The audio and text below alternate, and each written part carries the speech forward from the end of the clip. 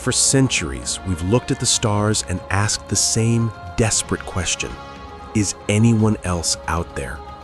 We pointed our telescopes at galaxies millions of light years away, looking for a signal, a flash, a sign of life in the deep. We searched the haystack of the universe for a needle that might not even exist.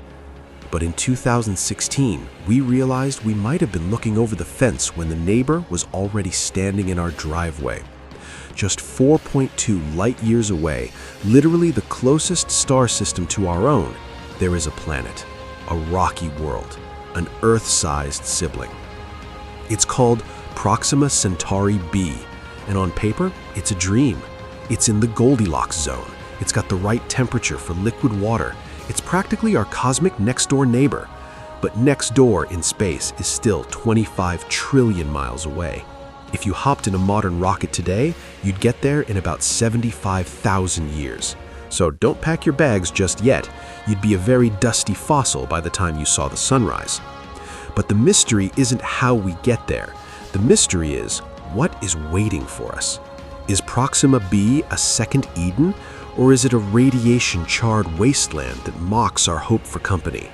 Tonight, we're going to step into the red light of our nearest neighbor and find out why Earth-like might be the most terrifying lie in the galaxy. To understand Proxima b, you have to understand the distance.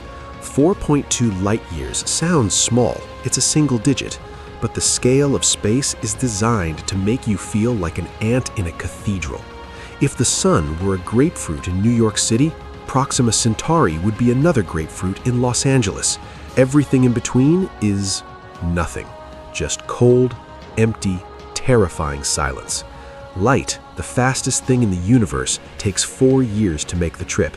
If you sent a hello text to an alien on Proxima b today, you'd have to wait 8 years for the K reply.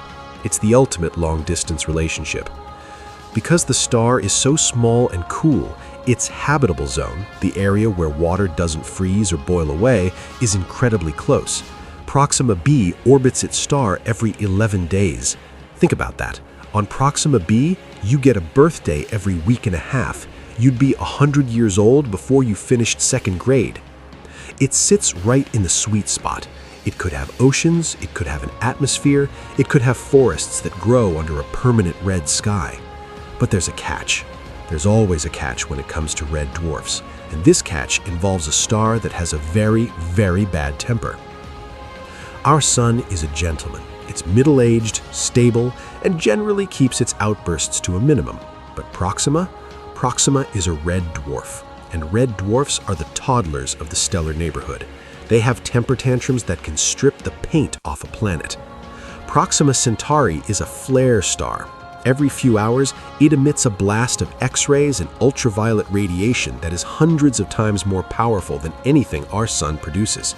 If Proxima b ever had a nice thick atmosphere like Earth, it's been fighting a losing battle for billions of years. Imagine trying to keep a campfire going in the middle of a hurricane. That's life on Proxima b. To survive there, you wouldn't just need sunscreen, you'd need a lead-lined bunker and a very optimistic attitude toward radiation poisoning. Because Proxima b is so close to its star, it is likely tidally locked. Just like our moon always shows the same face to Earth, Proxima b always shows the same face to its sun.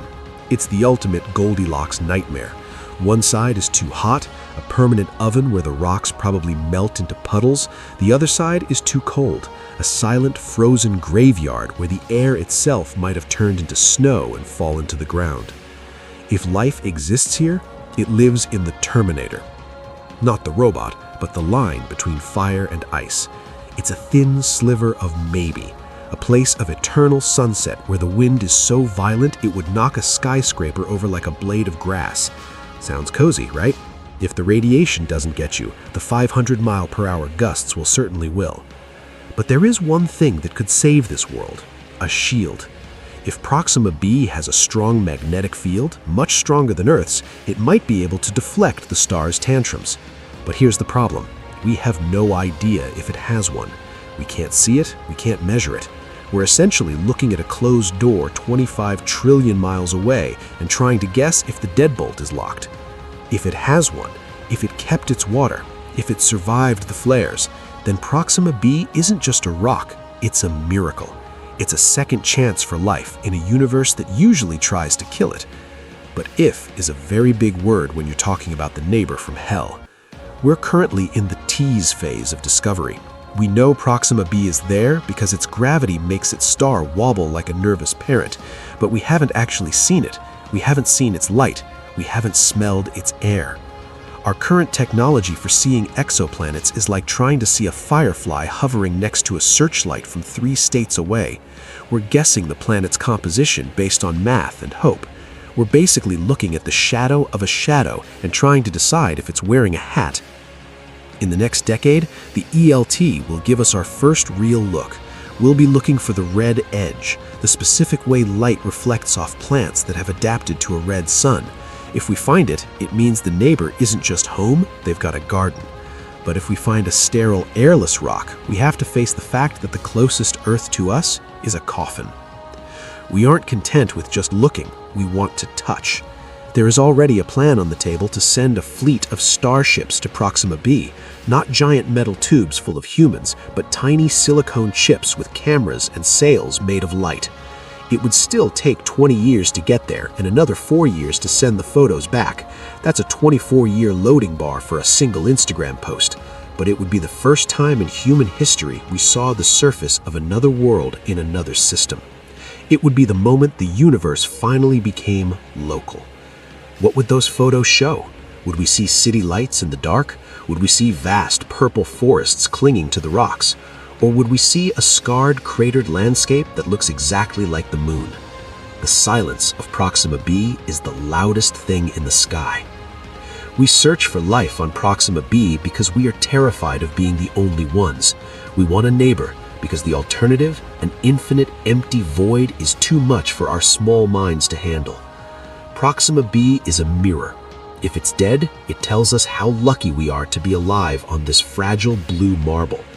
If it's alive, it tells us that the universe is a crowded, vibrant, and incredibly dangerous place. So keep an eye on the red light in the constellation of Centauri.